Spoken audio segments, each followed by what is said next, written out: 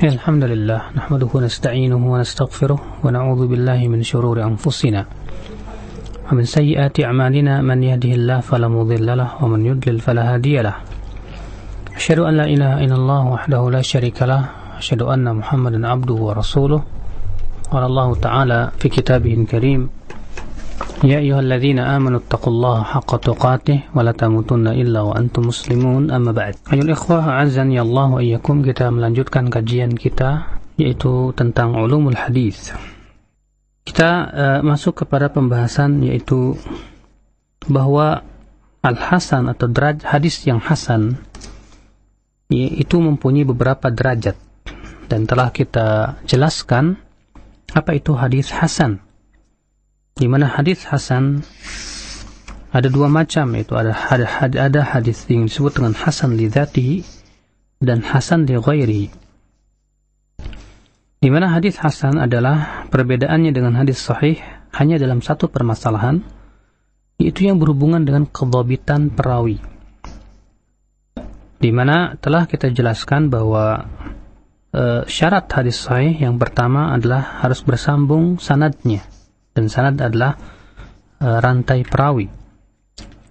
Yang kedua, ia diriwayatkan oleh perawi yang adil.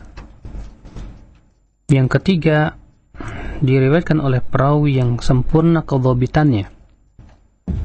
Yang keempat, hadis tersebut tidak boleh syadz. Dan yang kelima, yaitu tidak ada padanya illat. Nah, hadis hasan adalah yang memenuhi 5 syarat tadi, akan tetapi perbedaannya yaitu dalam masalah kedhabitan.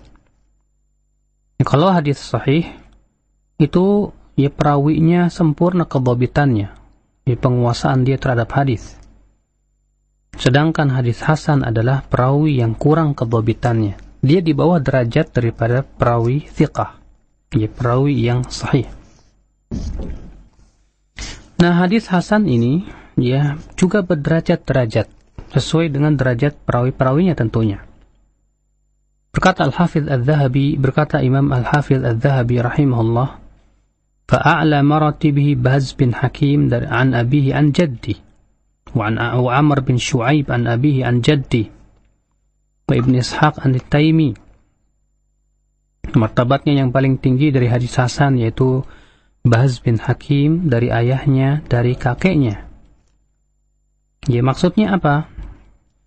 Ya, kalau kita mendapatkan dalam sebuah sanad bahwa ia berasal dari Bahz bin Hakim dari ayahnya, dari kakeknya, maka itu sanad yang hasan. Dengan syarat perawi dari Bahz, ya perawi yang meriwayatkan dari Bahz adalah ya bukan perawi yang lemah. Ya. Akan tetapi ia adalah perawi yang thiqah atau yang saduq. Demikian pula Amr bin Shu'aib dari ayahnya, dari kakeknya. Demikian pula Muhammad bin Ishaq an-Taimi, ya, dan yang lainnya. Kemudian derajat yang kedua adalah derajat yang masih diperselisihkan oleh para ulama apakah ia hasan atau dhaif, seperti Hajjaj bin Arta'ah, Asim bin Damrah, dan yang lainnya. Tentunya ya akhi, untuk mengetahui dan mengenal martabat seorang perawi itu perawi yang thiqah sehingga hadisnya sahih atau tidak, itu kita butuh penguasaan terhadap ilmu jarh wa ta'dil. Dan insyaallah nanti ya apabila telah sampai kepada waktunya kita akan membahas ilmu tersebut untuk agar kita mengenal bagaimana ya para ulama menilai seorang perawi itu thiqah atau tidaknya. Ikhwatul Islam a'azzani Allah wa iyyakum, hadis hasan walaupun dia di bawah hadis sahih di dalam kekuatan, namun ia tetap hujjah dan wajib diamalkan di dalam masalah hukum maupun akidah. Berkata para ulama, al-hasan kas-sahih fil ihtijaj bih. Hasan itu sama dengan sahih di dalam masalah wajibnya berhujjah dengannya. Wa in kana dunahu fil quwwah, walaupun ia lebih kalau dalam masalah kekuatan ia di bawah hadis sahih. Ya, Oleh karena itu sebagian ulama ada yang memasukkan hadis hasan ini kepada macam hadis sahih, ya, seperti Ibnu Hibban, Al-Hakim, Ibnu Khuzaimah, walaupun tentunya hadis hasan ini berbeda dengan hadis yang sahih. Ya. Berkata Al-Khattabi, "Al-Hasani madaru aktsaril hadis."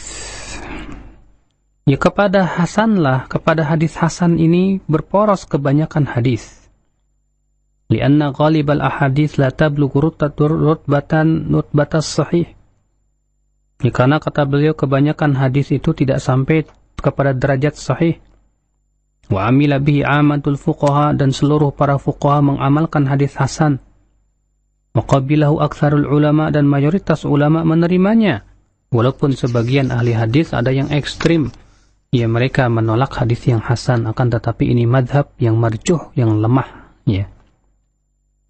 Sebagaimana diriwayatkan bahwa Ibnu Abi Hatim bertanya kepada ayahnya, ya, bagaimana dengan hadis yang sanadnya hasan, apakah boleh dijadikan hujjah? Abu Hatim berkata tidak boleh.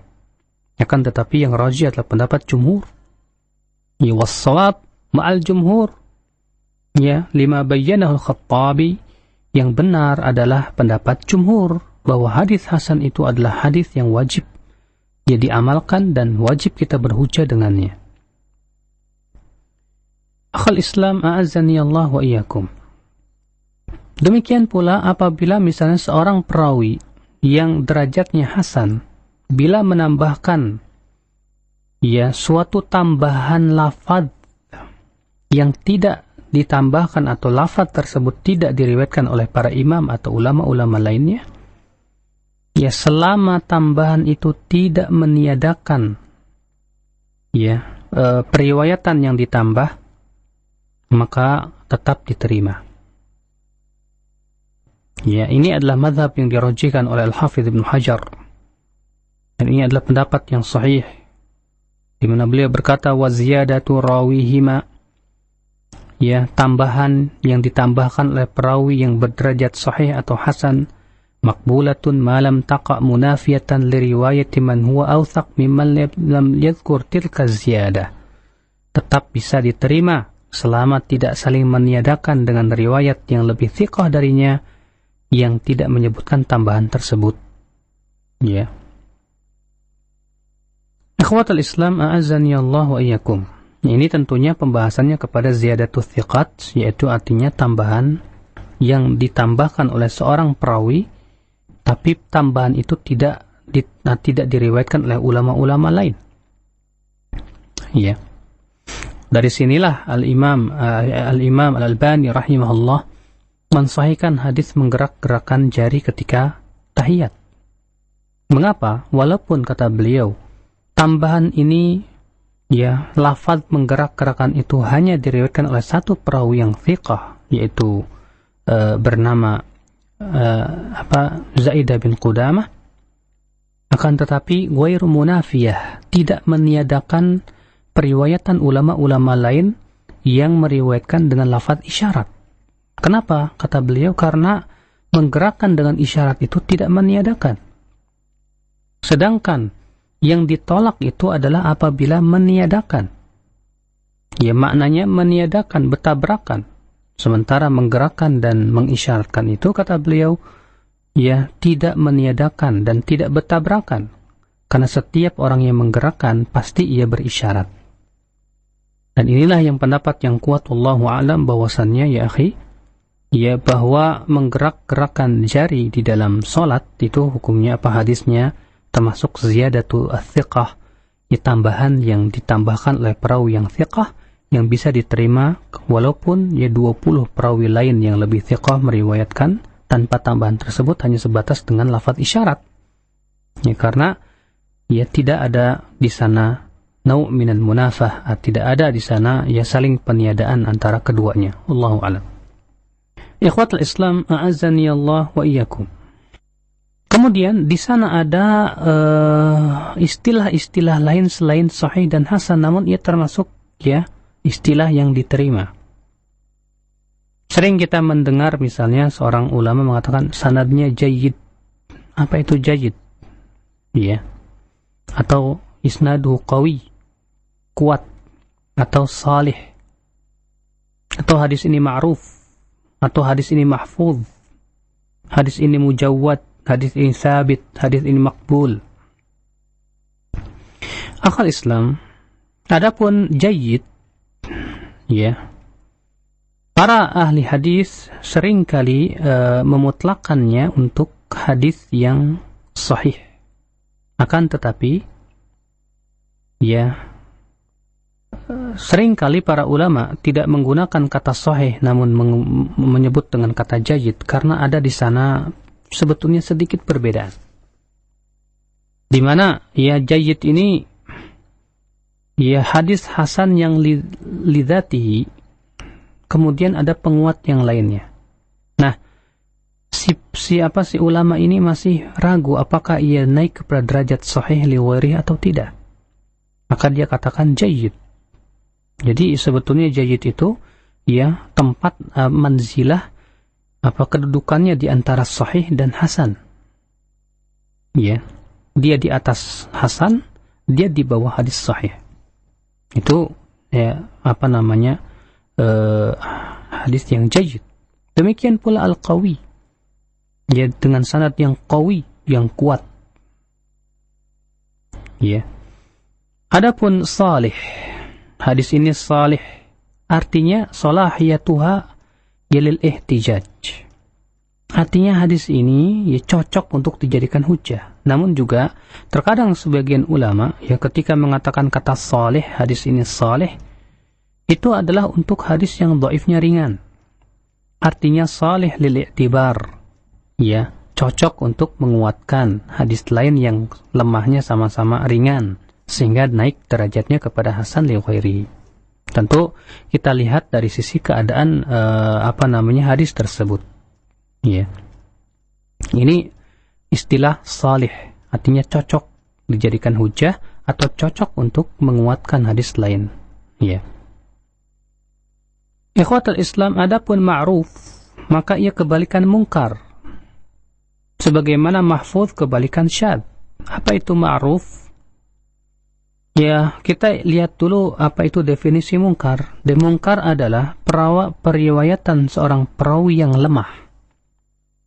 Dia perawinya lemah. Dia bertabrakan dengan periwayatan perawi yang thiqah. Maka dikatakan periwayatan perawi yang lemah ini dikatakan mungkar. Kebalikannya yaitu periwayatan perawi yang thiqah itu disebut dengan ma'ruf. Ya. Ikhwatul Islam, a'azzani Allah wa iyyakum. Jadi ini adalah pembahasan tentang hadis hasan. Ya, adapun hadis yang sahih dan hadis telah kita bahas, sehingga kita telah selesai dari pembahasan yaitu tentang hadis yang makbul, yang diterima. Sekarang kita masuk kepada penjelasan hadis dhaif. Akhi, apa itu hadis dhaif? Kata Imam An-Nawawi rahimahullah, "Ad-dha'ifu ma lam yujad fihi syurutus sihhah wala syurutul husni." Hadis dhaif itu adalah hadis yang tidak ditemukan padanya syarat-syarat hadis sahih, tidak pula syarat-syarat hadis hasan. Ya, barangkali pendengar masih ingat ya apa itu syarat-syarat hadis sahih dan hadis hasan. Ya, yang pertama sanadnya bersambung, yang kedua perawinya adil, yang ketiga untuk sahih sempurna kedhabitannya, adapun untuk hasan ya kurang kedhabitannya. Yang keempat yaitu tidak syadz, artinya tidak menyelisihi periwayatan perawi lain yang lebih thiqah. Dan yang kelima, tidak ada padanya ilat. Apa itu ilat? Yaitu cacat yang mempengaruhi keabsahan hadis dan tersembunyi. Ya. Akhal Islam, a'azzani Allah wa iyyakum. Nah, kalau ternyata syarat-syarat daripada hadis sahih dan hadis hasan ini salah satunya hilang, seperti misalnya sanadnya tidak bersambung, atau perawinya tidak adil, atau kurang tidak dhabit, ya, karena buruknya hafalan, atau banyak salahnya, fahishul ghalat, atau ternyata hadis itu syadz, ya, bertentangan atau menyelisihi periwayatan perawi lain yang lebih thiqah, atau ternyata hadis itu ada padanya ilat, cacat yang tersembunyi dan mempengaruhi keabsahan hadis, maka pada waktu itu dikatakan bahwa hadis itu dhaif. Ya, hadis itu dhaif. Ya, lemah hadis itu. Tentunya macam-macam hadis dhaif itu banyak, ya. Akan tetapi sebab ya kedhaifan hadis itu dikatakan oleh Ibnu Hajar ada dua macam. Apa itu? Yang pertama, ya at-ta'nu as-saqtun fil isnad, adanya sanad yang gugur, ya, alias sanad yang tidak bersambung. Ya. Yang kedua, yaitu karena ta'nun fil rawi, perawinya bermasalah, perawinya dianggap cacat oleh para ulama. Dua sebab inilah yang menyebabkan akhirnya hadis itu ya dinyatakan oleh para ulama sebagai hadis yang dhaif. Ya. Ikhwatul Islam, tentunya hadis dhaif pun bertingkat-tingkat. Ada yang dhaifnya ringan, ada yang dhaifnya biasa, ada yang dhaifnya berat. Ya, maka dhaif yang berat itu kata para ulama tidak bisa menguatkan dan tidak bisa dikuatkan. Berbeda dengan hadis yang dhaifnya ringan. Ya, kalau hadis yang dhaifnya ringan, kalau ternyata ada jalan lain yang sama-sama ringan, itu dikatakan oleh para ulama terangkat menjadi hasan li ghairihi. Akhal Islam, a'azzani Allah wa yang seperti apa dhaifnya yang berat itu? Ya, yaitu perawinya, misalnya di dalam perawinya, di dalam sanadnya ada perawi yang kadzab, tukang berdusta. Biasanya, kalau hadis yang di dalam sanadnya ada perawi yang kadzab, dinyatakan oleh para ulama haditsun maudhu', hadis palsu. Ya. Demikian pula yang sangat dhaif itu yaitu muttaham bil kadzib. Apa itu? Yang tertuduh berdusta. Ya, di mana orang yang tertuduh berdusta itu dimutlakan oleh para ulama akhal Islam a'azzani Allah wa iyyakum, ya, kepada dua orang. Siapa itu? Yang pertama, ya, seorang yang meriwayatkan sebuah hadis yang bertabrakan dengan kaidah-kaidah agama. Dan ternyata tidak ada jalan lain atau tidak ada yang meriwayatkan hadis itu kecuali dia. Maka dialah yang tertuduh yang membuat hadis tersebut.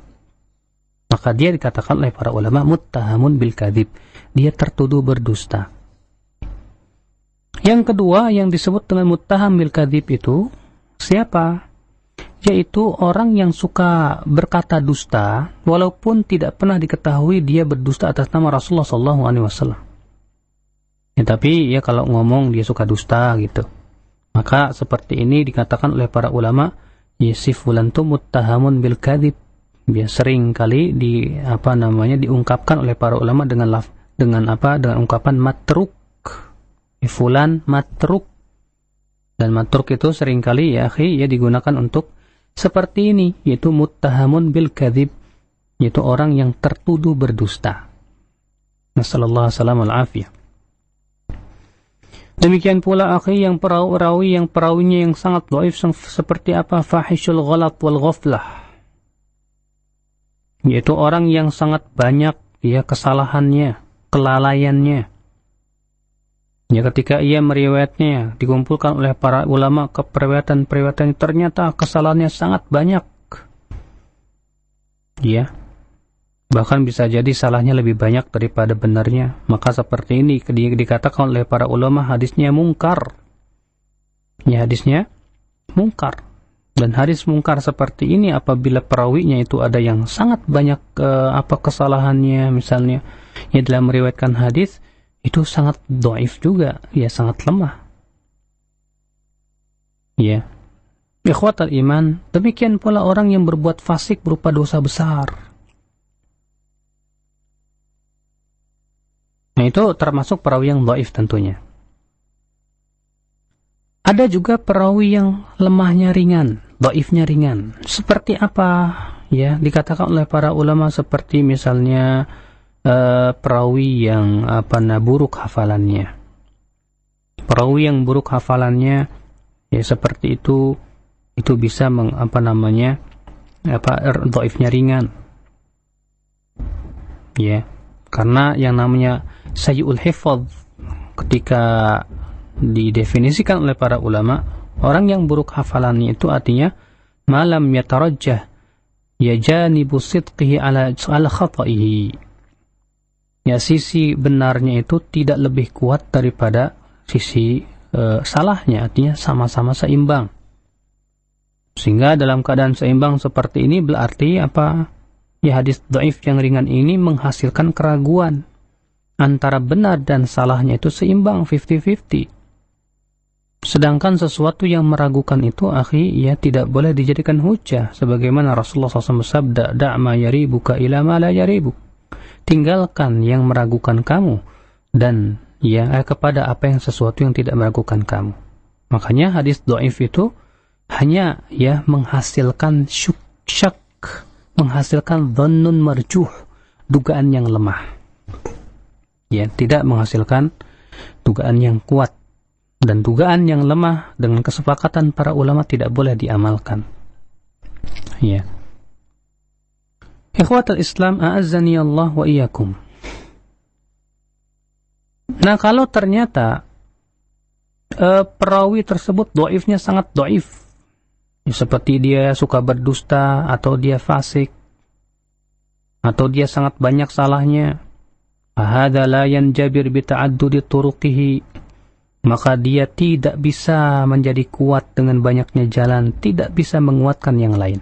Artinya dia tidak bisa dikuatkan, tidak bisa menguatkan. Pokoknya hadis sangat dhaif seperti ini, ya tidak bisa dipakai. Ya. Namun kalau ternyata hadisnya sangat lemah, ringannya, kelemahannya ringan, bukan kelemahan yang berat. Seperti misalnya perawi yang mastur. Siapa itu mastur? Yaitu majhul hal. Apa itu majhul hal? Yaitu perawi yang tidak ada yang meriwayatkan darinya kecuali 2 orang, dan tidak ada yang memuji, tidak pula ada yang mencela. Nah, ya para ulama memasukkan derajat majhul atau majhul hal mastur itu adalah kepada derajat ya dhaif yang ringan. Demikian pula sayyi'ul hifadz yang buruk hafalannya sebagaimana saya sebutkan tadi, akhi. Ya, nah, kalau ternyata kita memeriksa hadis jalannya, saya mau periksa nih jalan-jalan hadis ini. Ternyata ada 3 jalan atau 2 jalan misalnya. Jalan yang pertama ada padanya perawi yang lemah namun lemahnya ringan. Jalan yang kedua ternyata juga ada perawi yang lemah tapi lemahnya ringan juga. Maka pada waktu itu kata para ulama ini saling menguatkan sehingga hadis itu bisa naik kepada derajat hasan li ghairihi. Ya. Berkata Al-Imam As-Sakhawi dalam Fathul Mughith, "Innal hasan li ghairihi yulhaqu fima yuhtajju bih, lakin fima takthuru turuquhu." Ya, sesungguhnya hasan li ghairihi itu adalah termasuk wajib dijadikan hujah. Harus dijadikan hujah, akan tetapi kalau hasan li ghairi itu adalah untuk yang banyak jalannya. Al-Imam An-Nawawi juga mengatakan wa hadhihi wa in kanat asanid mufradatuha dha'ifah fa majmu'uha yuqawwi ba'daha ba'dha.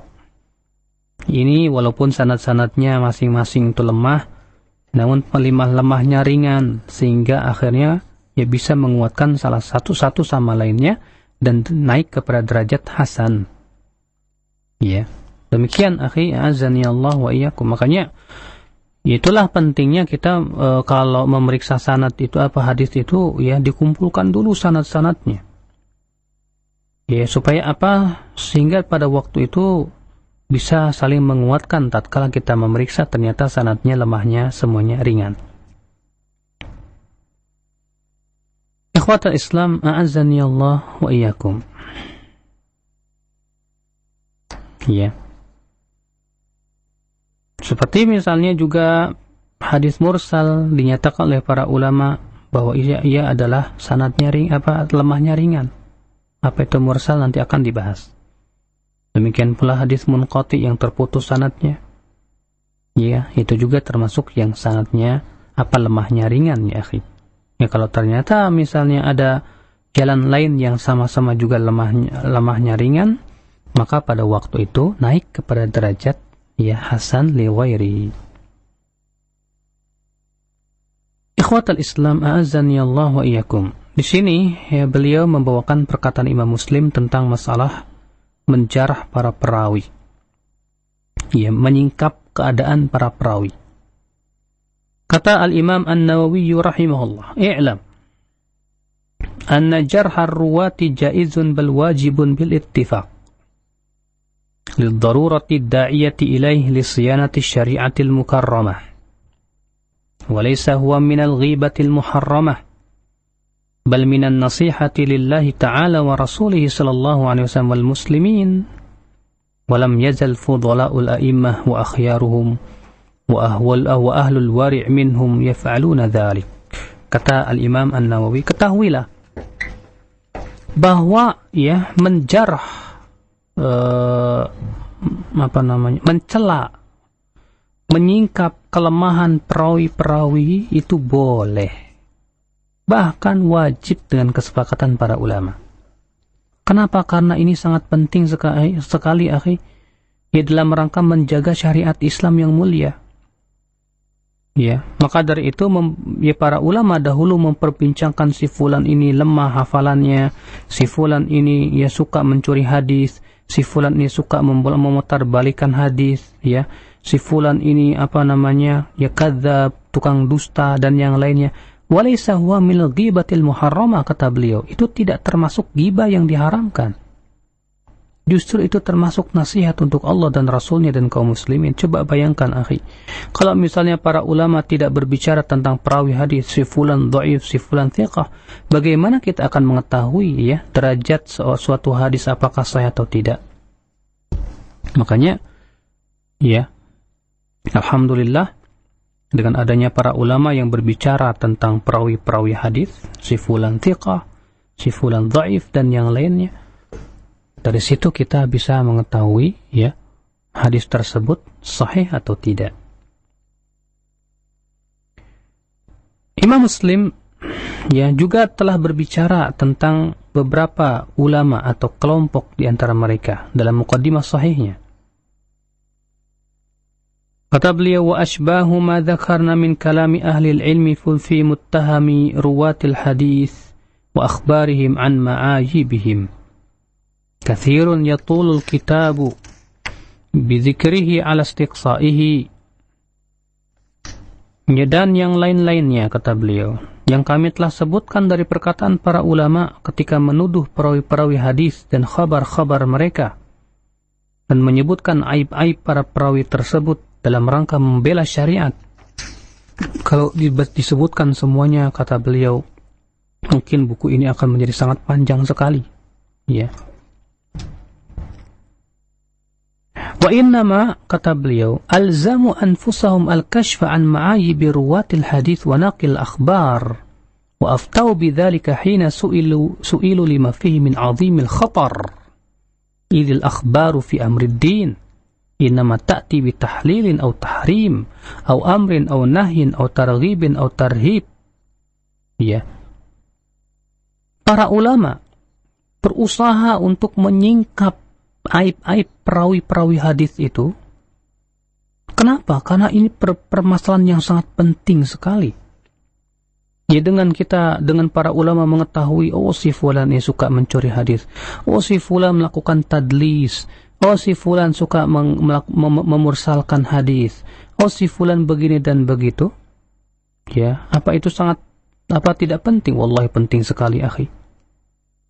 Ya, kenapa? Karena hadis-hadis itu ya dalam masalah agama itu dengan hadis-hadis itu kita bisa mengetahui hukumnya halal atau haram, apakah perintah atau larangan atau anjuran.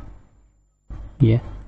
Makanya subhanallah, ya keutamaan yang Allah berikan kepada agama ini akhi, yaitu dengan adanya ya ini sanad-sanad hadis, sehingga sanad-sanad itu bisa kita periksa akan kesahihannya.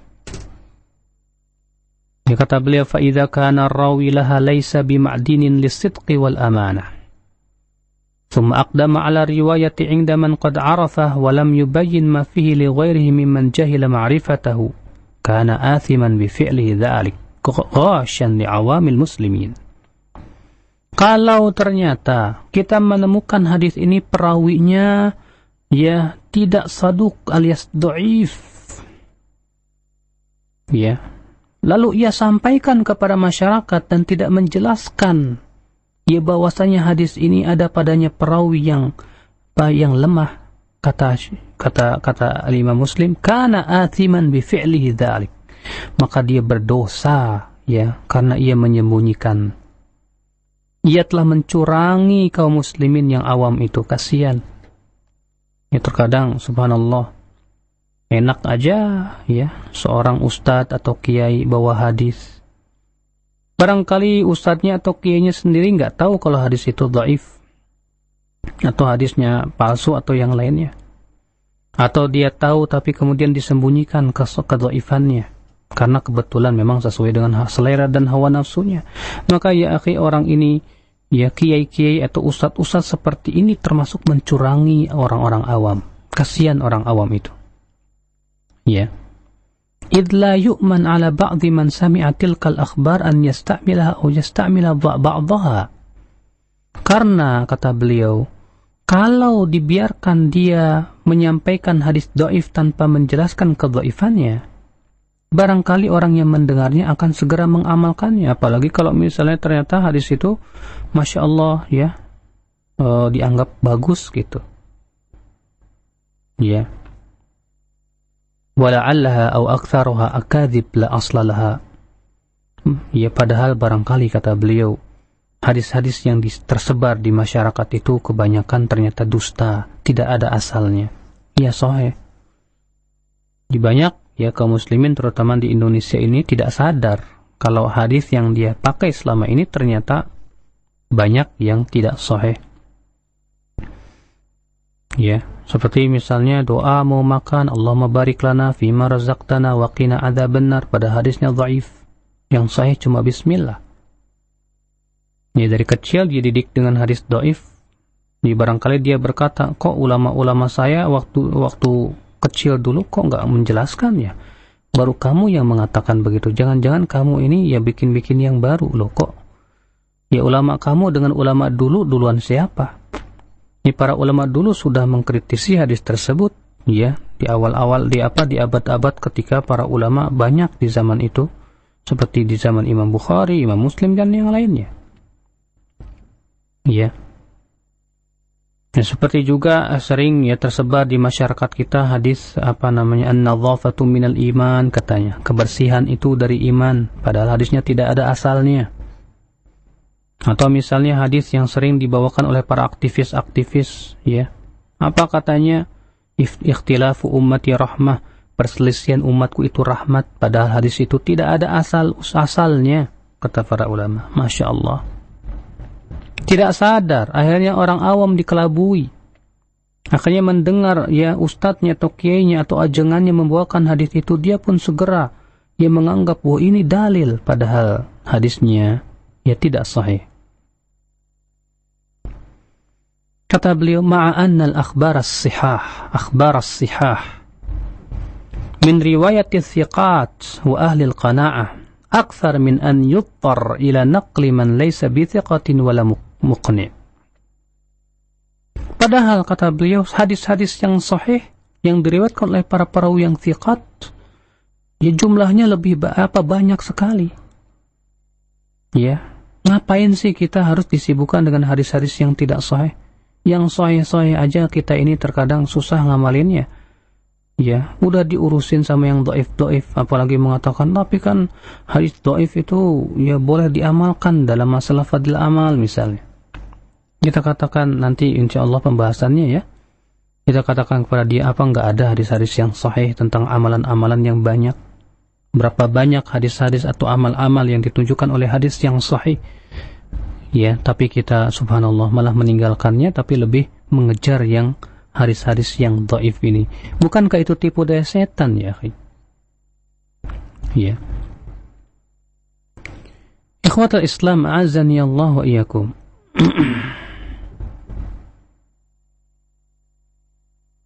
Kata beliau, wala ahsib kathiran mimman yu'arij minan nas ala ma wasafna min hadhihi al-ahadith ad-dhi'af al-asanid al-majhulah wa ya'taddu bi riwayatiha ba'da ma'rifati bima fiha min at-tawahhun wad-dha'if illa anna alladhi yahmiluhu ala riwayatiha wal i'tidadi biha iradatu takatsur bidzalika 'inda al-'awam. Namun kata beliau, saya menyangka banyak orang yang membawakan hadis-hadis lemah tersebut, ya, padahal dia tahu sebetulnya hadisnya lemah. Dia bawakan itu hanya sebatas ingin dilihat bahwa saya ini banyak ya periwayatan hadisnya. Ya barangkali di zaman dahulu karena merasa ya orang di zaman dulu itu orang berbangga-bangga dengan banyaknya hafal hadis dan yang lainnya. Namun kemudian sayang dia tidak menjelaskan bahwa hadis itu adalah hadis yang lemah, ya terutama ketika disampaikan kepada orang-orang yang awam. Ya. Akhal Islam, a'azzani Allah wa iyyakum. Maka ya, disinilah kita penting akhi untuk berhati-hati di dalam menukil khabar. Bukankah Allah berfirman, ya ayyuhalladzina amanu in ja'akum fasiqun binaba'in fatabayyanu. Hai orang-orang yang beriman, kalau datang orang fasik membawa berita, maka periksa dulu dengan teliti. Kalau itu kabar-kabar yang dibawa orang fasik, bagaimana kabar-kabar itu berhubungan dengan masalah agama kita ya akhi? Hadis-hadis yang sampai kepada kita harus kita periksa, ya, sebelum kita amalkan, terutama masalah ibadah. Jangan sampai kemudian kita beribadah kepada Allah ya akhi dengan hadis yang lemah itu. Ya, padahal Rasulullah SAW bersabda, "Man haddatha anni bihaditsin yura annahu kadhibun fahuwa ahadul kadhibin." Siapa yang menyampaikan dariku suatu hadis yang masih ya diragukan apakah itu dusta atau bukan, maka ia termasuk orang yang berdusta. Kalau masih diragukan saja nggak boleh disampaikan, bagaimana kalau ternyata jelas-jelas kita yakin bahwa hadis itu dusta? Ya. Maka dari itu Rasulullah SAW bersabda dalam hadis yang diriwayatkan Muslim, "Sayakunu fi akhiri ummati unasun yuhadditsunakum bima lam tasma'u antum wala aba'ukum. Fa iyyakum wa iyyahum la yudhillunakum wa la yaftinunakum."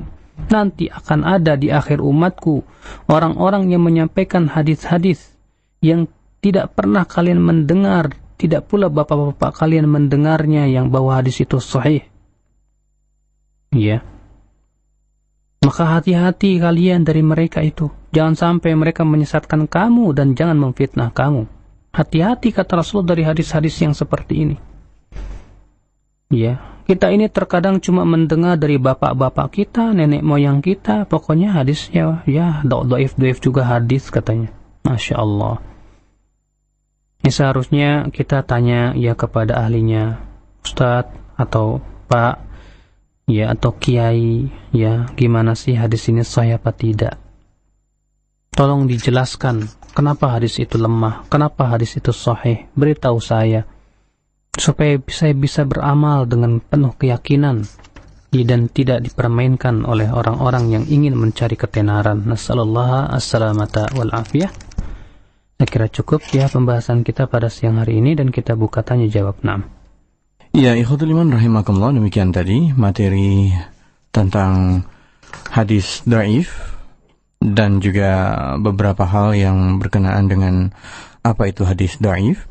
Dan ikhwatul iman rahimakumullah, segera akan kita jelang tanya jawab bersama Ustaz Badrul Salam LC hafizahullah ta'ala dalam materi mustalah hadis kita pada kesempatan siang hari ini yang diambil dari kitab Qawaidut Tahdits min Fununi Mustalahil Hadis. Kita akan segera jelang tanya jawab. Untuk sesi tanya jawab pertama via pesan singkat dari 4 pesan singkat yang masuk pada kesempatan kali ini. Baik Ustadz, kita akan mulai pertanyaan pertama via pesan singkat Ustadz. Assalamualaikum warahmatullahi wabarakatuh. Apakah benar Ustadz, ulama hadis itu dibagi atas beberapa tingkatan seperti Al-Hujjah, Al-Hakim, Al-Hafiz, dan Amirul Mukminin? Syukron dari Abu Lukman di Jakarta Pusat. Silakan Ustadz. Waalaikumsalam warahmatullahi wabarakatuh. Memang ya, para ulama dibagi sesuai dengan tingkatan pengetahuan mereka dan luasnya keilmuan mereka. ya diberikan kepada mereka gelar-gelar yang sesuai dengan tentunya keilmuan ya mereka. Seperti Al-Hafidh itu dikhususkan buat mereka yang hafal 100.000 hadis lebih. Ya. Demikian pula Al-Hakim, yaitu orang yang sangat dalam sehingga pengetahuan atau hadis yang dia tidak ketahui ya sangat sedikit sekali dibandingkan dengan hadis yang dia ketahui. Saking luasnya, ya bagaikan samudra pengetahuan tentang hadisnya. Ya tentunya tingkatan-tingkatan para ulama hadis atau para ulama itu disesuaikan dengan pengetahuan mereka. Ya sebagaimana dalam fikih, demikian pula yang lainnya. Ya tingkatan manusia dalam keilmuan itu pasti berbeda-beda. Demikian pula dalam hal hadis ya. Ada ulama yang digelari oleh para ulama Amirul Mu'minin fil hadis seperti Sufyan bin Sa'id bin Masruq Ats-Tsauri. Ya. Beliau dikatakan Amirul Mu'minin fil hadis. Syu'bah bin Al-Hajjaj Abul Bistam bin Ward Al-Ataki. Ya dikenal juga dengan Amirul Mu'minin fil hadis. Al-Imam Ibn Shihab Az-Zuhri yang bernama Muhammad bin Muslim bin Abdullah bin Ubaidillah. Ya. Beliau juga digelari dengan Amirul Mu'minin fil hadis.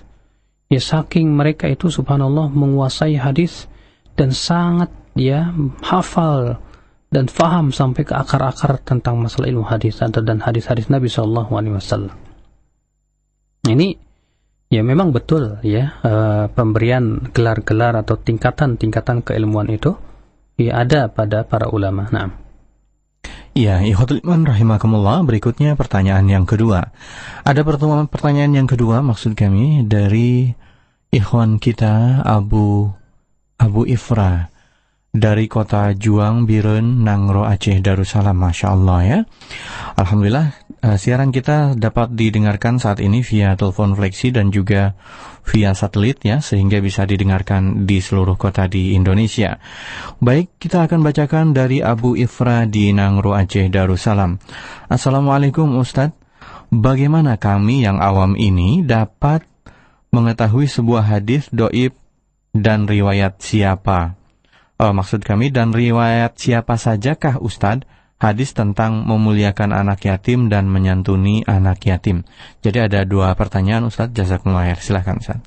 Tentunya orang awam kewajiban mereka sebagaimana firman Allah Subhanahu wa taala ya, fasalu ahla dzikri in kuntum la ta'lamun, kata Allah. Tanyalah kepada ahlinya jika kamu tidak tahu. Berarti kewajiban orang awam tanya kepada ahli, orang-orang yang betul-betul faham tentang hadis Nabi SAW. Bisa misalnya Bapak ya membeli kitab-kitab Syekh Albani rahimahullah ya, seperti silsilah hadis sahihah, silsilah hadis dhaifah. Lihat bagaimana Syekh Albani rahimahullah menghukumi apakah hadis itu sahih atau dhaif misalnya. Ya, dari orang-orang yang telah diakui keilmuan hadisnya oleh para ulama. Ya. Nah, ini kewajiban orang awam yaitu bertanya dan mengikuti para ulama. Adapun perintah untuk menyangasihi anak yatim itu hadisnya dikutip oleh Bukhari dan Muslim. Di antaranya hadis Nabi SAW, ana wa kafilul yatim kahatain. Aku dan orang yang mengurus anak yatim, ya, orang yang menjamin hidup anak yatim, dia kelak pada hari kiamat seperti ini, ya, di surga. Kemudian beliau ya merapatkan jari tengah dan jari telunjuknya, begitu dekatnya kedudukan orang seperti ini di sisi Rasulullah SAW. Dan ini menunjukkan pahala yang sangat besar sekali. Nah. Ya, ikhwatul iman rahimakumullah, kita akan berlanjut pada pertanyaan dari pesan singkat yang berikutnya. Kita ambil pesan singkat yang datang dari seorang hamba Allah yang tanpa nama ya, dan untuk para pendengar yang melakukan Allah Subhanahu wa taala, hendaknya untuk Anda yang bertanya diusahakan semaksimal mungkin untuk bisa menemukan mencantumkan nama maksud kami. Assalamualaikum, ketika terjadi khilaf ulama seperti Syekh Albani dan Syekh Mukbil dalam hadis menggerakkan jari, bolehkah kita meyakini di antara salah satunya? Katanya, silakan Ustaz. Ya, terjadinya ikhtilaf, perbedaan pendapat dalam menilai hadis itu tidak hanya sebatas di zaman ini, sudah ada di zaman dahulu. Ya, seperti misalnya Syekhul Islam Ibnu Taimiyah rahimahullah memberikan contoh. Ada hadis yang didhaifkan oleh Imam Tirmidzi tapi disahihkan oleh Imam Bukhari. Ya, murid dan guru berbeda pendapat ya mengenai ya hadis, yaitu ibghini ahjaran astanfidh bihinna. Ketika Rasulullah bersabda kepada Ibnu Mas'ud, tolong carikan ya beberapa batu agar aku bisa cebok dengannya. Maka Ibnu Mas'ud datang membawa 2 batu dan 1 kotoran atau ya kotoran unta, kotoran keledai. Maka Rasulullah mengambil 2 buah batu dan membuang kotoran itu dan bersabda, ini adalah najis. Imam Tirmidzi mendhaifkan hadis ini, sementara Imam Bukhari mengatakan hadis ini sahih. Ya, karena beliau meriwayatkan dari jalan lain yang tidak diketahui oleh Imam At-Tirmidzi rahimahullah. Terjadi perselisihan dalam menilai hadis itu. Namun alhamdulillah, sebagaimana saya sudah sampaikan ya, bahwa hadis-hadis yang diperselisihkan akan kesahihannya itu jumlahnya sedikit dibandingkan dengan hadis-hadis yang telah disepakati oleh para ulama akan kesahihannya. Ini ya termasuk karunia nikmat yang Allah berikan kepada kita. Nah, seperti misalnya hadis tadi menggerakkan jari, Syekh Albani mengatakan sahih, Syekh Muqbil mengatakan dhaif. Ya, karena perbedaan persepsi dalam menilai suatu hadis itu syadz seperti apa. Maka bolehkah kita mengambil salah satunya? Boleh. Ya.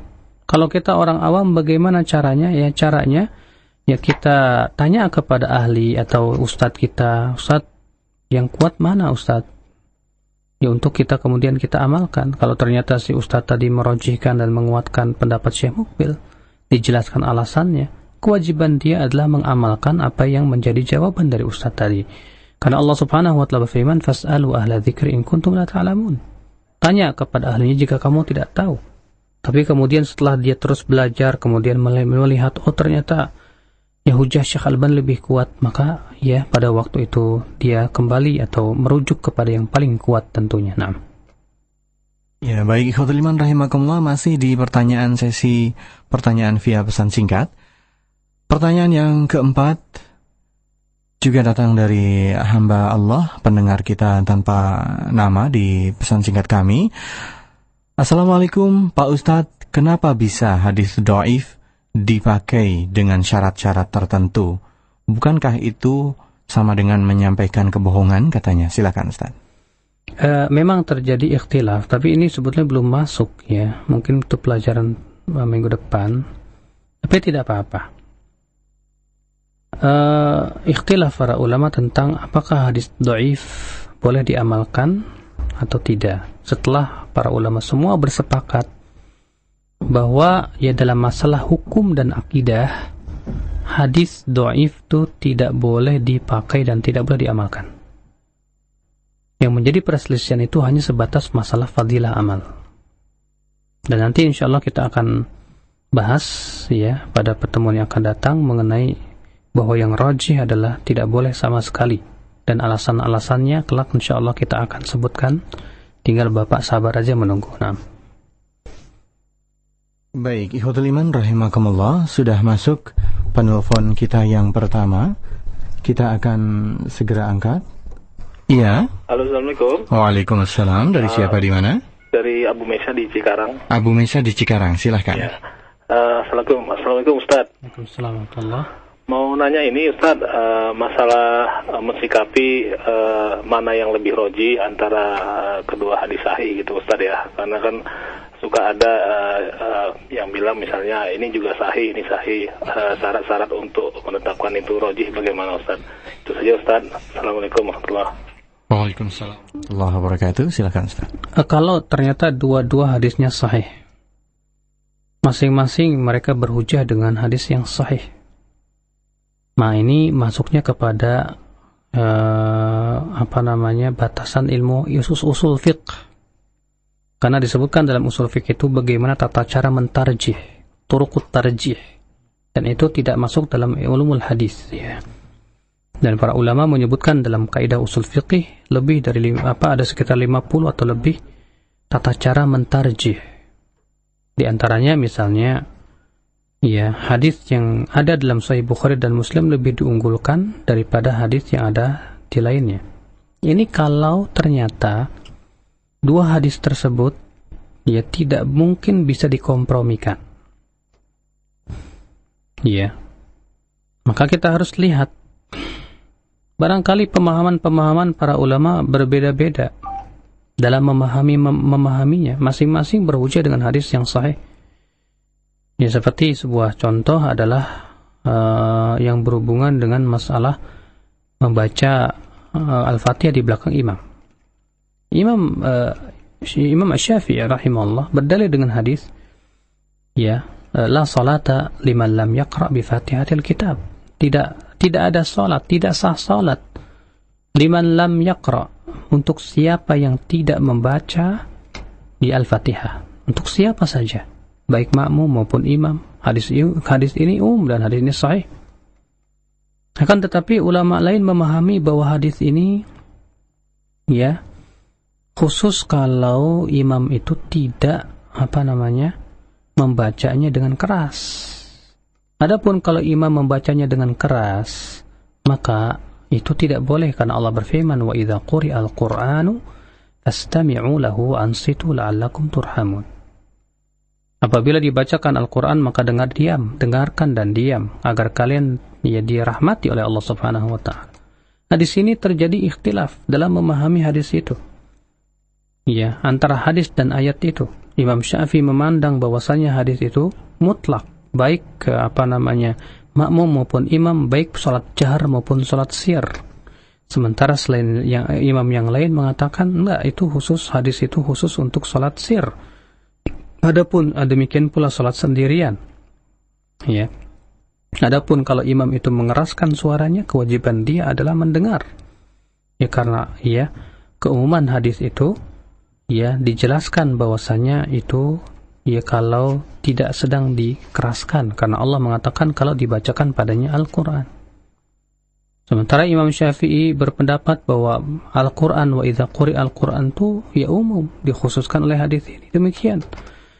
Ya, tentu ini butuh kepada kepiawaian di dalam memahami kaidah usul fiqih, bagaimana tata cara mentarjih. Sehingga tidak aneh kalau ada ulama yang pendapatnya dalam satu permasalahan bisa 3, bisa 4. Seperti Imam Ahmad, Imam Syafi'i. Imam Ahmad terkadang di suatu ketika beliau berpendapat begini, di suatu ketika yang lain berpendapat beda lain. Kenapa? Karena saking kuatnya perselisihan antara ulama itu dan masing-masing kuat dalilnya. Ya, sehingga seringkali dari seorang imam itu diriwayatkan 3 pendapat. Ya, Imam Syafi'i ada qaul jadid, ada qaul qadim. Demikian pula dalam banyak masalah ada beberapa riwayat dari Imam Syafi'i.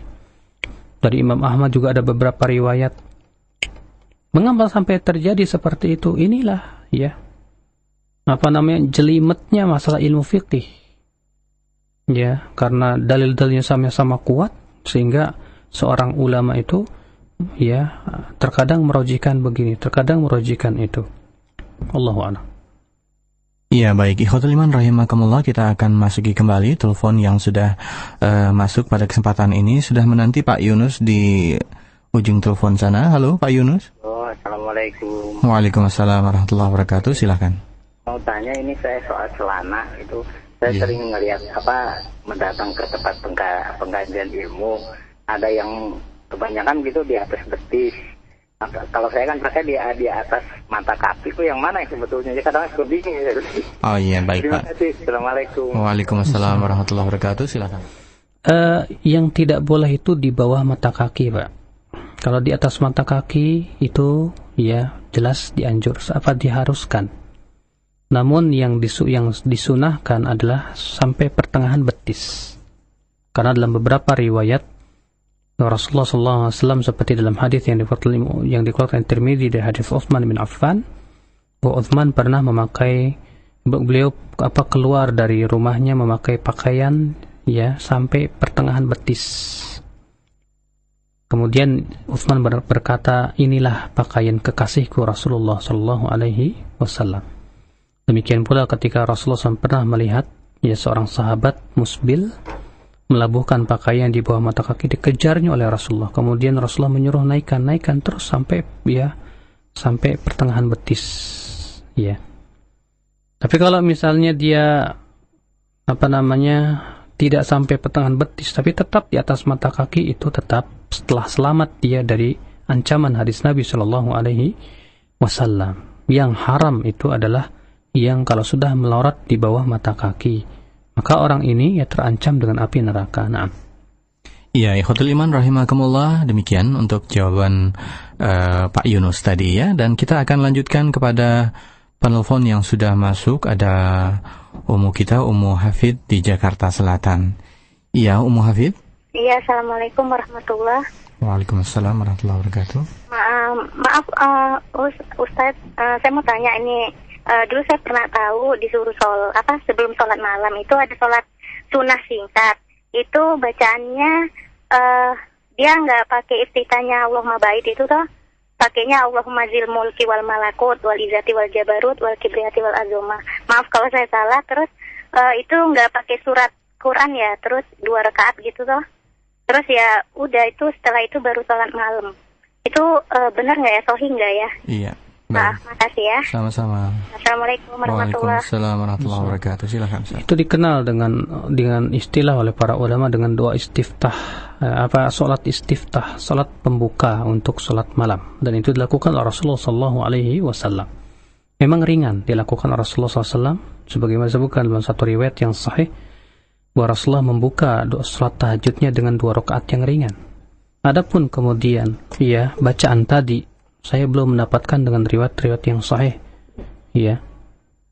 Ada doa istiftah yang disebutkan oleh ibu tadi.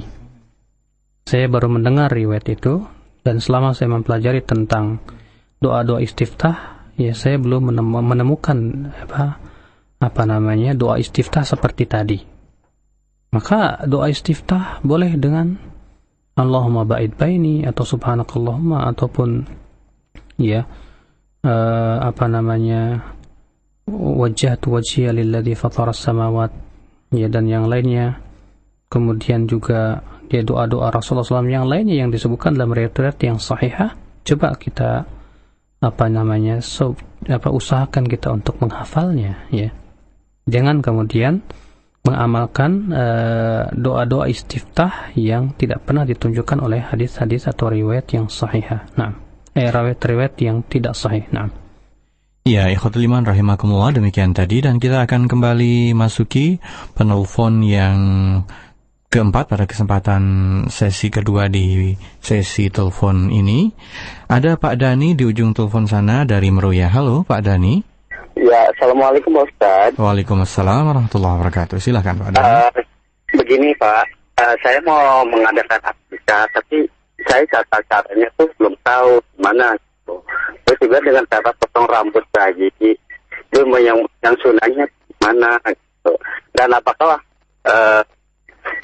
dagingnya itu boleh dimakan sama keluarga atau enggak, Ustaz? Iya. Cuma itu aja. Baik. Oke. Assalamualaikum. Waalaikumsalam warahmatullahi wabarakatuh. Silakan Ustaz. Akikah disyariatkan di hari yang ke-7, sebagaimana ditunjukkan dalam hadis yang sahih yang dikeluarkan oleh Imam Abu Daud dan yang lainnya, bahwasannya Rasulullah SAW bersabda bahwa anak itu diakikahkan pada hari ke-7-nya. Kemudian apabila laki-laki maka disembelihkan 2 kambing, dan apabila perempuan yang sunnah adalah 1 ekor kambing. Tapi kalau ternyata laki-laki kemudian kita tidak punya uang kecuali bisanya cuma 1 ekor kambing, boleh, tidak apa-apa, karena 2 kambing itu sesuatu yang sunnah. Kemudian di hari yang ke-7 itu selain memotong menyembelih kambing, juga dicukur kepala si bayi itu, kemudian rambutnya ditimbang dengan perak. ditimbang dengan perak dan dikeluarkan sedekahnya.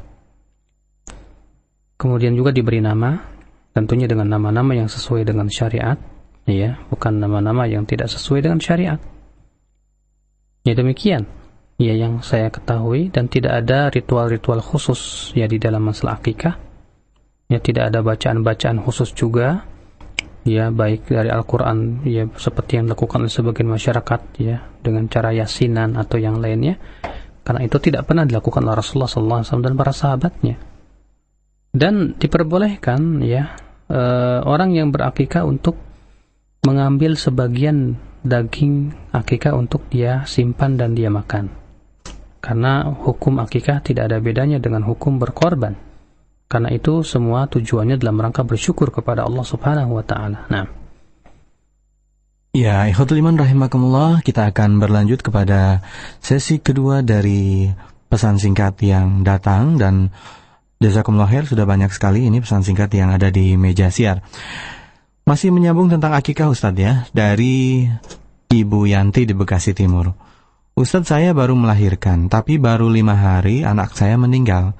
Apa perlu saya akikahi Ustadz? Silakan. Ya tidak perlu, karena Rasulullah SAW menyebutkan ya bahwa akikah itu pada hari ke-7. Maka kalau kurang dari dari 7 hari, maka Allahu a'lam tidak perlu diakikahkan. Nah.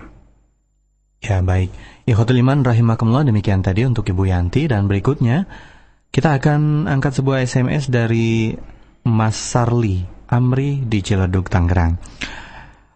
Assalamualaikum warahmatullahi wabarakatuh. Ustaz, apakah periwayatan hadis saat ini masih memerlukan ijazah dan syahadah Ustaz dari seorang musnid?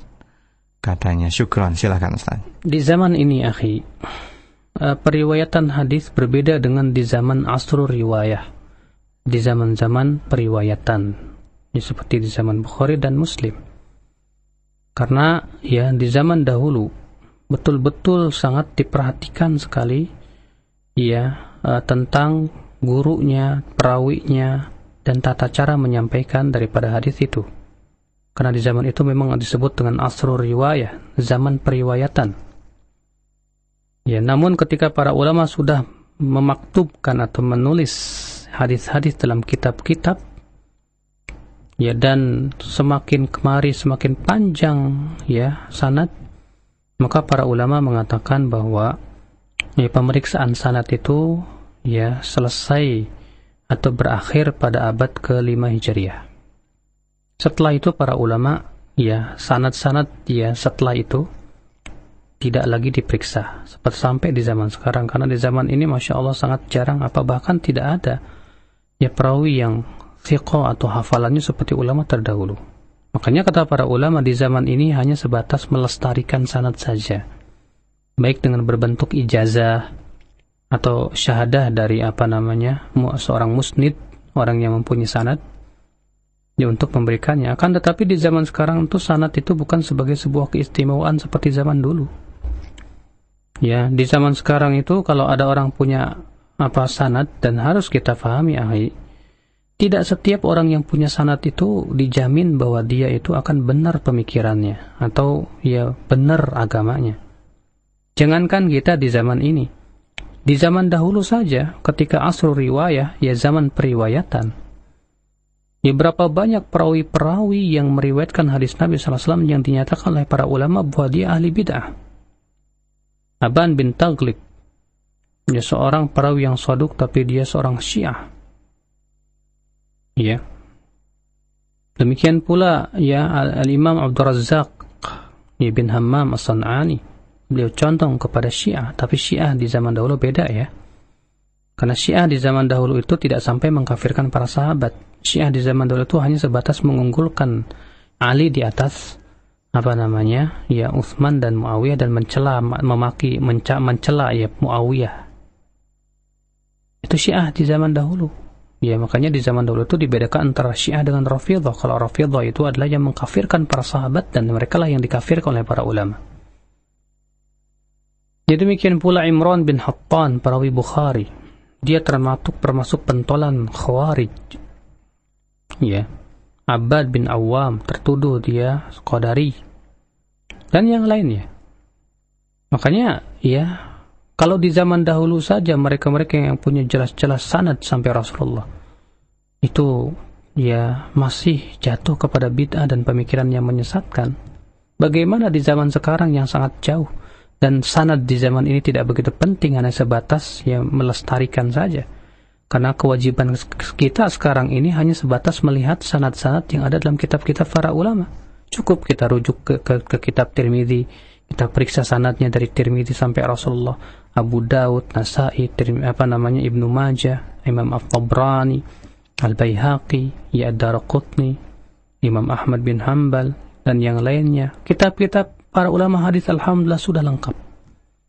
Tinggal kita menilai ya, mencari dan meliti ya sanad-sanad yang ada dalam kitab-kitab tersebut. Nah, ya, para pendengar yang dimuliakan Allah Subhanahu wa taala, kembali kita masuki pertanyaan via pesan singkat yang sudah masuk dari Ukhti An-Nisa di Cijantung. Assalamualaikum warahmatullahi wabarakatuh, Ustaz. Ana mau tanya bagaimana tips agar kita mudah dalam menghafal dan memahami hadis yang kita pelajari, Ustaz. Syukron, katanya. Silakan. Bagaimana tips ya supaya bisa mudah menghafalkan hadis? Tipsnya yang pertama ya, ada keinginan yang kuat dan semangat. Sebab kalau keinginannya tidak kuat dan tidak punya semangat, bagaimana dia akan mau menghafalkan hadis? Yang kedua, cinta yang sangat ya kepada hadis dan ilmunya. Sebab orang yang begitu sangat cinta kepada suatu ilmu, biasanya dia akan bersungguh-sungguh dan mudah akhirnya dia untuk berusaha untuk menghafal dan yang lainnya, memahaminya. Beda dengan orang yang kurang rasa cintanya atau kurang ya keinginannya kepada itu. Terlebih kalau cinta itu didukung oleh hobi, ya keinginan dia, hobinya adalah terhadap ilmu hadis. Makanya para ulama terdahulu tidak aneh, seperti Imam Bukhari, Imam Muslim, Imam Tirmidzi dan yang lainnya, karena memang hobinya mereka hadis. Orang kalau sudah hobi, ya, di mana mereka itu seakan tidak bisa hidup tanpa hadis, pasti semua perhatiannya itu kepada hadis. Ya, ketika semua perhatian itu kepada hadis, sangat mudah mereka akan menghafal hadis Nabi Shallallahu Alaihi Wasallam. Tapi ketika perhatian kita pecah, ya mikirin keluarga juga, mikirin nafkah juga, mikirin ini juga, mikirin itu juga, wah, kalau sudah pikiran pecah, akhir rata-rata ngapalin juga susah. Otomatis itu. Ya, makanya terutama bagi mereka yang masih ya sendiri, ya baik wanita maupun perempuan, kesungguhan mereka harus betul-betul dipergunakan itu untuk menghafal hadis Nabi SAW dan Al-Quran Karim tentunya. Tentu Al-Quran lebih didahulukan daripada menghafal hadis Nabi SAW. Ya. Kemudian juga di antara tipsnya untuk bisa menghafal hadis Nabi SAW itu kita fahami kata per kata, ya kita fahami hadis itu. Itu juga membantu. Ya, di antaranya juga ya, para ulama dahulu terkadang mengkonsumsi makanan-makanan yang bisa memperkuat hafalan. Ya, seperti madu dan yang lainnya, itu juga membantu memperkuat hafalan seperti bekam dan yang lainnya. Ya, di antaranya juga yaitu banyak murojaah. Kalau kita menghafal hadis, banyak diulang sampai tidak aneh kalau ulama dahulu itu kalau ketemu ulama lain sama-sama ahli hadis, ya mereka saling murojaah, menyebutkan hadis ini, dibawakan sanadnya, menyebutkan hadis masing-masing terus demikian. Kalau ketemu mereka nggak ngobrolnya macam-macam, tapi murojaah hadis. Ini luar biasa makanya. Ya, selain tentunya meninggalkan maksiat karena itu bisa merusak hafalan, ya, dan ya kesungguhan yang sebagaimana saya sebutkan tadi. Nah, iya, baik, ikhwatul iman rahimakumullah, masih di pesan singkat yang masuk, dan untuk Anda yang ingin bertanya via telepon, silakan Anda bersiap-siap. Assalamualaikum, apa dalilnya ketika ditentukan adanya syarat-syarat suatu hadis tersebut, Ustaz? Apakah hadis itu dhaif, bersambung, dobit dan seterusnya? Silakan. Dalilnya adalah firman Allah dalam surat Al-Hujurat ayat 6. Allah berfirman, ya ayyuhalladzina amanu In ja'akum fasiqun binaba'in fatabayyanu. Hai orang-orang yang beriman, ya, kalau datang kepada kamu orang fasik membawa berita, maka periksalah dengan teliti. Allah menyuruh kita untuk memeriksa dengan teliti setiap khabar yang sampai kepada kita. Bagaimana kalau ternyata khabar itu berhubungan dengan agama? Kewajiban kita lebih lagi untuk memeriksanya dengan teliti. Ya, dan kata-kata naba di sini berbentuk nakirah, mempunyai makna umum, masuk padanya ya pengabaran manusia di sehari-hari ataupun pengabaran yang dikabarkan oleh para perawi hadis. Ya. Demikian pula hadis yang saya sebutkan tadi, adanya ancaman-ancaman untuk berdusta, sehingga para ulama merasa perlu untuk mengklasifikasikan para perawi hadis untuk supaya kita jauh dari mendustakan dari Rasulullah SAW. Dan Rasulullah sudah mengabarkan nanti akan ada orang-orang yang membawa hadis-hadis yang palsu. Ini semua diisyaratkan oleh Rasulullah. Di antaranya juga hadis Rasul sabda, yahmilu hadzal ilma min kulli khalafin uduluhu, yang membawa ilmu ini di setiap generasinya hendaknya yang adilnya. Artinya kalau tidak adil tidak boleh diterima. Dan hadis-hadis yang lain yang anjuran untuk berhati-hati di dalam menerima khabar dan kewajiban kita untuk memeriksa hadis-hadis Nabi Sallallahu Alaihi Wasallam. Dan itu alhamdulillah sudah dimulai oleh para sahabat, terutama di zaman Umar. Ya, dan terlebih di zaman ketika muncul firqah sesat setelah meninggalnya Utsman bin Affan, yang dibunuh oleh orang Khawarij. Muhammad bin Sirin berkata, kanu la yasaluna 'anil isnad. Dahulu mereka tidak pernah bertanya dan memeriksa sanad. Falamma waqa'atil fitnah, namun ketika muncul fitnah, yaitu fitnah terbunuhnya Utsman bin Affan dan munculnya pemikiran-pemikiran sesat, qulna, kami mulai berkata, sammu lana rijalakum, sebutkan nama rijal-rijal kalian. Ya, ini di zaman tabi'in, di mana waktu itu para sahabat masih hidup. Iya. Ibnu Abbas suatu ketika disampaikan kepada Ibnu Abbas hadis-hadis Nabi, tapi Ibnu Abbas tidak mau mendengar, diam saja. Kemudian orang yang membawakan hadis ini berkata, kenapa kamu tidak mendengar dan tidak mau mengambil hadis ini? Kata Ibnu Abbas, betul, dahulu kami kalau mendengar ada orang bawa hadis, kami langsung mengambilnya. Akan tetapi ketika manusia ini sudah susah, terlalu banyak fitnah, tercampur antara yang dhaif dan tidak, antara hawa nafsu dan tidak, kami pun tidak mau menerima kecuali yang kami ketahui kethiqahannya, bahwa dia memang orang-orang yang bisa dipercaya. Sudah mulai diperiksa oleh para sahabat. Demikian pula para tabi'in, tabi'in, terutama ketika Islam telah mulai sampai kepada dataran-dataran sehingga masuk Islam lah orang-orang yang terpaksa masuk Islam. Mulailah Islam, para ulama terus membela hadis Nabi Sallallahu Alaihi Wasallam. Nah. Ya, ikhwatul iman rahimakumullah, kembali kita akan angkat telepon yang sudah menunggu di ujung telepon sana. Ada Al-Ah Ibnu Burhan di Bekasi. Ibnu Burhan. Assalamualaikum warahmatullahi wabarakatuh. Waalaikumsalam warahmatullahi wabarakatuh. Ustaz, menyebutkan kama qala Rasulullah SAW itu ketika kita lupa atau kita salah dalam pengucapan. Terus ulama Indonesia yang antum ketahui itu siapa saja, Ustaz? Ya, terima kasih. Assalamualaikum warahmatullahi wabarakatuh. Waalaikumsalam warahmatullahi wabarakatuh. Silakan, Ustaz. Au kama qal. Ini telah diucapkan oleh para sahabat ketika mereka takut sekali menyampaikan suatu hadis kalau ternyata tidak sesuai dengan yang dilafadzkan oleh Rasulullah SAW. Seperti Anas bin Malik, kalau beliau menyampaikan hadis langsung keluar keringat dingin, terlihat beliau ketakutan sekali, dan beliau setelah membawakan hadis itu berkata, au kama qala, au kama qala. Dan ini menjadi suatu adab bagi setiap mereka yang membawakan hadis yang dia khawatir dia menyampaikan hadis tersebut tidak sesuai atau tidak tepat dengan lafaz Rasulullah SAW yang asli, maka bagusnya kita katakan au kama qala. Allahu a'lam. Adapun pertanyaan kedua, saya tidak bisa menjawab. Nah. Baik, ikhwatul iman rahimakumullah, kembali kita akan angkat penelpon kedua di sesi kedua pertanyaan via telepon. Ada Abu Fauzan di Bekasi Timur. Iya, halo. Halo, Assalamualaikum Ustaz. Waalaikumsalam warahmatullahi wabarakatuh. Silakan. Ini ada hadis Nabi yang maknanya kelak akan masuk surga orang yang memiliki sebiji jarak keimanan. Dan ada hadis Nabi yang maknanya kalimat la ilaha illallah apabila ditimbang lebih berat dari 7 lapis langit dan 7 lapis bumi.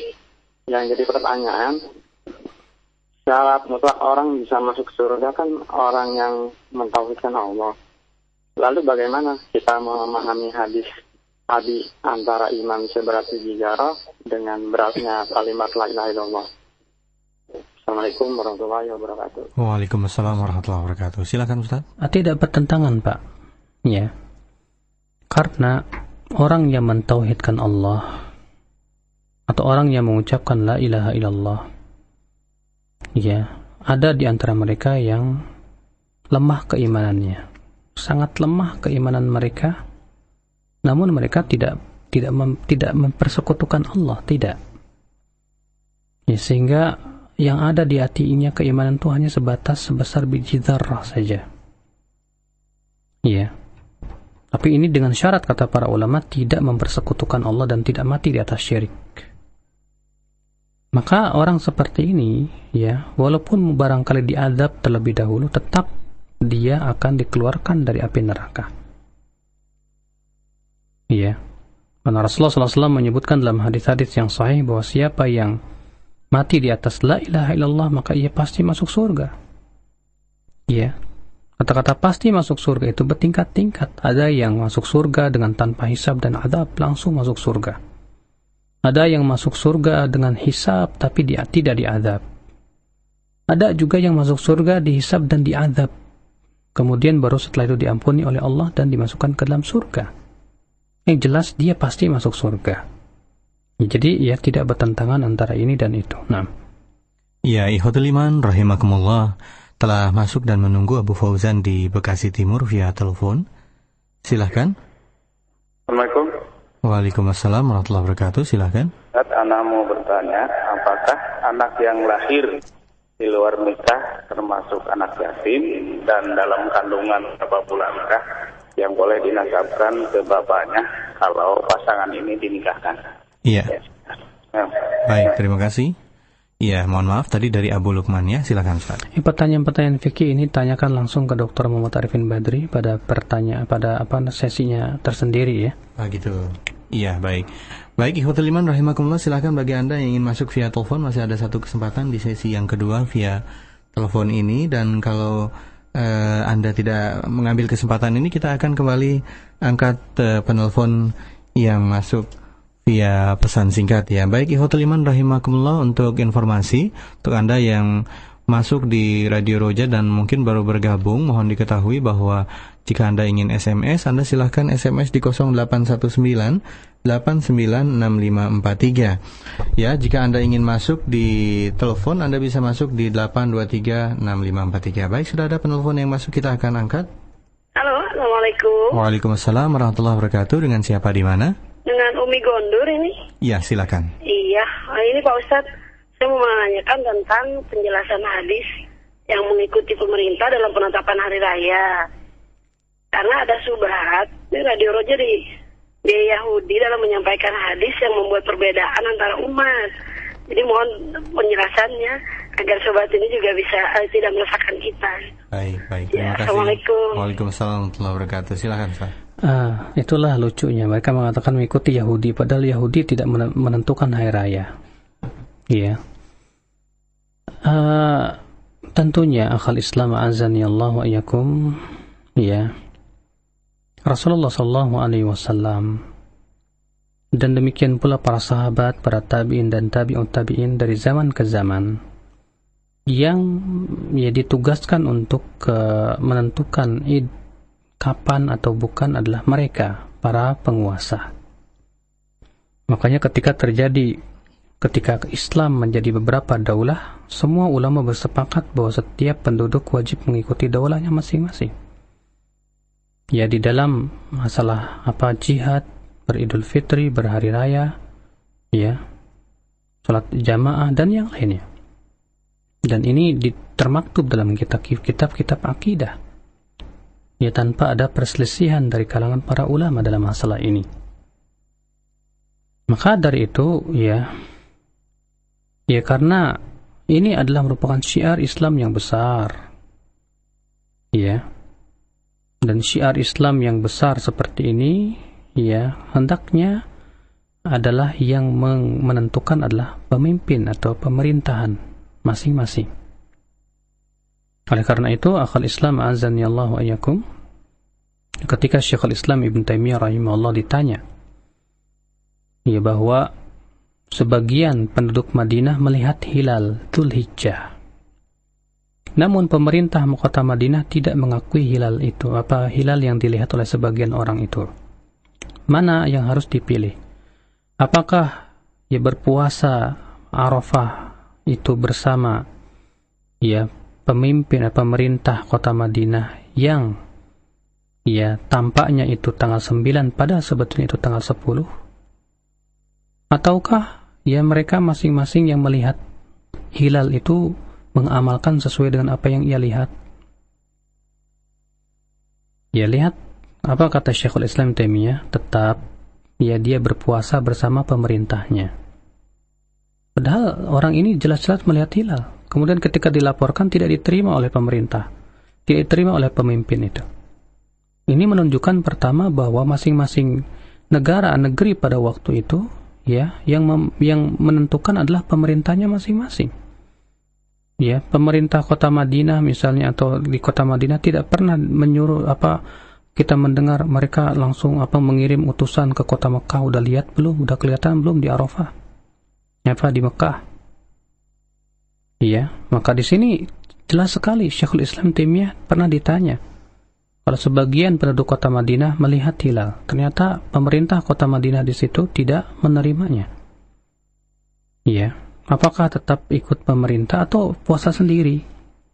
Apa kata Syekhul Islam? Ya, hendaknya dia tetap ikut pemerintah. Karena Rasulullah bersabda, as-sawmu yawma tasumun, wal fitru yawma tuftirun, wal adha yawma tudahun. Puasa itu pada hari kamu semua berpuasa. Beridul fitri itu pada hari kalian semua beridul fitri. Dan beridul adha itu pada hari semua kalian beridul adha. Ya. Makanya kalau misalnya kita disuruh ngikutin Arafah, di zaman dahulu tidak ada ya namanya alat-alat elektronika. Betapa sulitnya kalau kita disuruh untuk menunggu dulu ya keputusan mencari-cari kabar ya tentang kapan di Arafah ya terjadi wukuf. Padahal di zaman itu ya dari negeri-negeri yang jauh tidak ada telepon, tidak ada ya internet, tidak ada televisi dan yang lainnya. Maka dari itu ya kita terlihat dari pertanyaan yang diajukan kepada Syekhul Islam Taimiyah rahimahullah, ya di mana pada waktu itu yang diamalkan adalah keputusan pemerintah masing-masing. Ya kemudian para ulama ya seperti Syekhul Islam Taimiyah mengatakan tetap harus. Kenapa? Alasannya karena syahr. Karena bahasa Arabnya bulan itu adalah syahr. Syahr itu dari kata-kata syuhrah, artinya sesuatu yang masyhur. Bahkan beliau mengingatkan kesalahan banyak orang adalah kalau terlihat hilal, berarti sudah masuk bulan, walaupun tidak masyhur. Ini salah kata beliau. Dikatakan masuk bulan itu, kata Syekhul Islam Taimiyah, itu kalau sudah masyhur. Iya. Makanya ini kewajiban kita. Maka dari itu Al-Imam As-Sindi mengingatkan ya bahwa dalam masalah penentuan seperti ini bukan hak individu, bukan hak ustadz tertentu, bukan hak organisasi tertentu, tapi ia adalah hak pemimpin imam kaum muslimin. Ya, ini yang harusnya kita perhatikan karena ini adalah manhaj. Ini masalah perkara yang yang saya lihat para ulama semua ya menyatakan bahwasanya kewajiban kita adalah beridul fitri atau beridul adha dan yang lainnya ia berjihad dan yang lain bersama pemimpin kaum muslimin walaupun mereka walaupun mereka berbuat zalim. Nah. Ya, ikhwatul iman rahimakumullah, sayang sekali waktu kita membatasi pertemuan kita pada kesempatan siang menjelang sore hari ini, dan senang sekali bersama Anda pada kesempatan siang hari ini. Mungkin dari Ustaz ada beberapa kesimpulan yang ingin disampaikan dari pelajaran kita yang mulia ini, Ustaz. Silakan. Yang jelas ya bahwa hadis hasan adalah hadis ya yang wajib kita amalkan dan adalah hujjah. Walaupun ia di bawah dari sisi kekuatan di bawah hadis sahih. Dan tentunya juga telah kita sebutkan bahwa hadis hasan itu berderajat-derajat. Dan bahwasanya hadis dhaif adalah hadis yang harus kita jauhi ya, karena ia hanya menghasilkan dugaan yang lemah ya. Sehingga pada waktu itu kita tidak boleh mengamalkan dugaan-dugaan yang lemah. Ini saja yang bisa saya sampaikan, mudah-mudahan apa yang saya sampaikan bermanfaat untuk diri saya dan para pendengar sekalian. Subhanakallahumma bihamdika asyhadu an la ilaha illa anta astaghfiruka wa atubu ilaik. Wassalamualaikum warahmatullahi wabarakatuh. Waalaikumsalam warahmatullahi wabarakatuh. Para pendengar Roja dimanapun Anda berada, alhamdulillah pada kesempatan ini sudah kita selesaikan bersama-sama kajian Mustalahul Hadis dari kitab yang kita bahas bersama dengan judul kitab Qawaidut Tahdits min Fununi Mustalahul Hadis. Ikhwatul iman rahimakumullah, untuk Anda yang pada kesempatan tadi banyak berkirim pesan singkat, tentunya kami ucapkan permohonan maaf karena tidak semua pesan singkat yang Anda kirimkan bisa kita jawab dan bisa kita ketengahkan karena tentunya keterbatasan waktu dan ruang. Ikhwatul iman rahimakumullah, jazakumullah khair juga kepada Anda yang tadi berusaha untuk menelpon tapi tidak masuk, tentunya karena keterbatasan line telepon yang ada, dan insyaallah taala mudah-mudahan pada kesempatan mendatang Anda bisa masuk di line telepon kami. Dan tentunya kita ucapkan jazakumullahu khairan kepada Ustaz Badrussalam LC hafizahullah taala, mudah-mudahan ilmu yang beliau sampaikan dari kajian Mustalahul Hadis pada kesempatan siang ini dan kesempatan-kesempatan yang lalu juga kesempatan yang akan datang bermanfaat bagi kita semua dan menjadi keberkahan bagi kita, beliau dan juga keluarga beliau. Ikhwatul iman rahimakumullah, demikian saja pada kesempatan siang hari ini. Apa yang benar datangnya dari Allah Subhanahu wa taala, yang salah dari kekhilafan diri kami. Akhirnya kami undur diri di hadapan Anda semua dan kita tutup dengan doa kafaratul majlis. Subhanakallahumma bihamdika asyhadu an la ilaha illa anta wa astaghfiruka wa atubu ilaik. Wa sallallahu ala nabiyyina Muhammadin. Wassalamualaikum warahmatullahi wabarakatuh.